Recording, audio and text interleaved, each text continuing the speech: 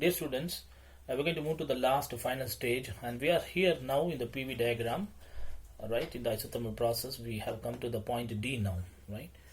And we are further going to proceed to finish up the cycle of this PV diagram, and the Carnot cycle will also be over by the turn.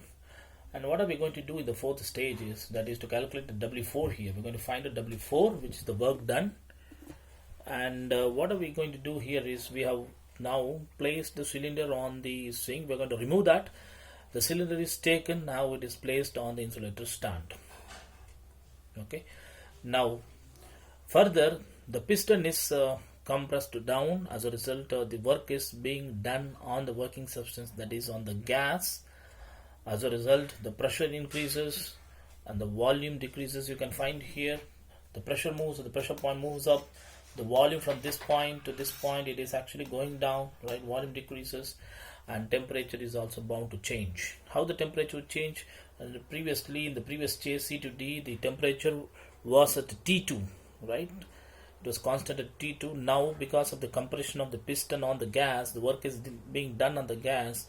The temperature from T2 goes back to T1, which means the temperature changes, rises to T1. So this is what happens, which is considered to be adiabatic. Like we have had B to C as an adiabatic case, here also on the parallel side we have D to A as an adiabatic case. So we are supposed to find out, like we have always done, the work done we need to find out, which is W4 here. As always, it's going to be integration of a PdV, right? It's an adiabatic case, so we need not again derive this. That is the convenience here that we have in the Carnot cycle. Even if you derive, nothing wrong, but it's going to be the same thing. Listen, let us take an example of the previous adiabatic case. There, the temperature T1 all the way became T2. So we had our T1 minus T2 and gamma minus 1.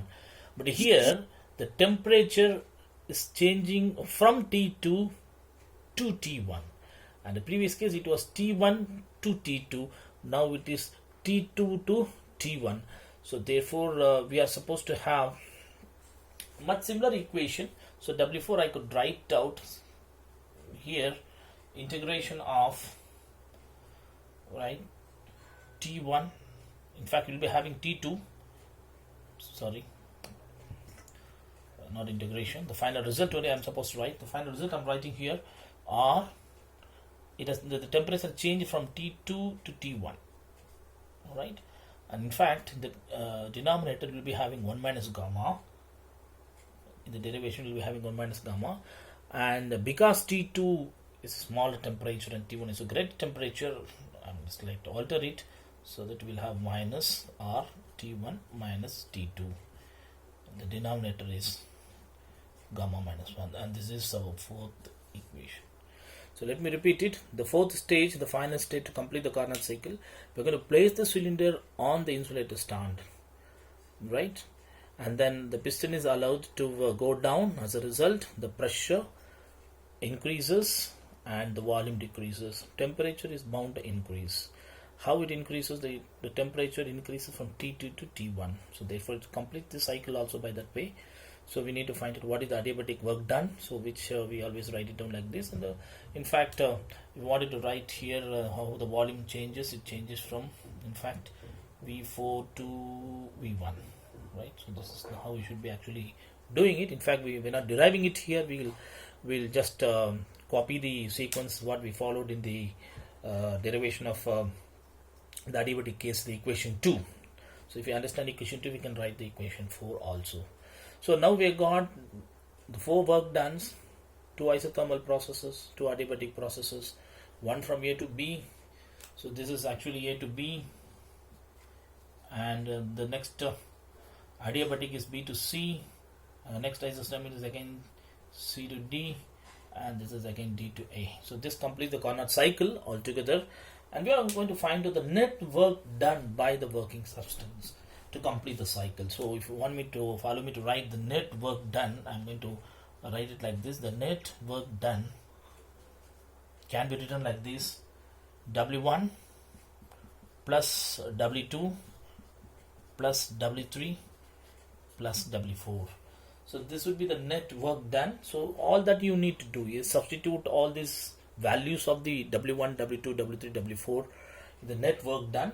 let us keep the net work done as W, so that you will have W1 is R T1 log of V2 by V1, and then we write W2 R T1 minus T2, right, divided by gamma minus 1, and then we will write W3, which is R T2 log of V3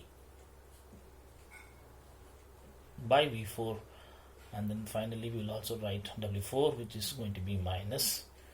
Let us check out if we have to introduce a minus here, is W3 happens to be minus or T2. So W3 is minus R2. We missed out in the early stage. We wrote that. So this need to be minus, while W4 is also minus for you, as you can see here, minus RT2 log of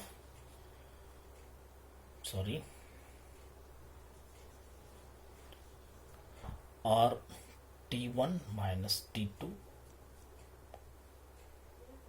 by gamma minus 1. We'll continue this in the next video.